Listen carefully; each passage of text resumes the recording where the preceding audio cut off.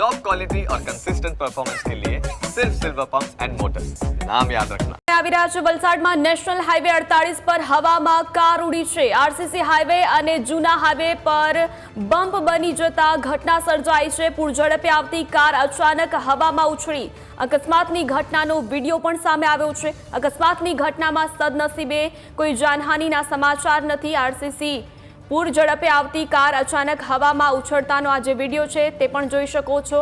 પૂર ઝડપે કાર આવતી હતી, અકસ્માતની ઘટનાનો વિડીયો પણ સામે આવ્યો છે।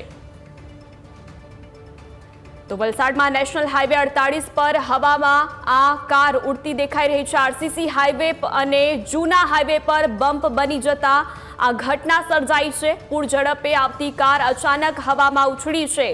અકસ્માતની ઘટનાનો વિડીયો સામે આવ્યો છે। અકસ્માતની ઘટનામાં સદનસીબે હજી સુધી કોઈ જાનહાનિના સમાચાર પ્રાપ્ત નથી થયા।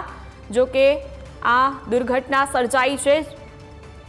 વધુ વિગતો સાથે સંવાદદાતા હેરાત આપણી સાથે જોડાયા છે। હેરાત, અકસ્માતની આ ઘટના શું જાણકારી? જે ચોક્કસ સોનલ આપને જણાવી દઉં તો નેશનલ હાઈવે 48 ઉપર આ ઘટના બની છે। નેશનલ હાઈવે 48 ઉપર કાર જે છે હવામાં ઉડી છે। ગુજરાત મહારાષ્ટ્રની હદ પર તલાસરી નજીક છે।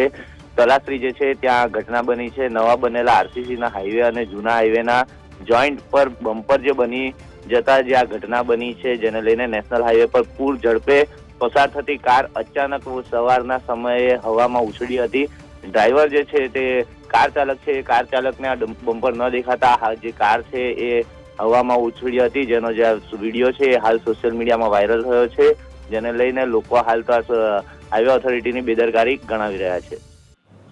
જી હેરત, આભાર આપનો જાણકારી માટે।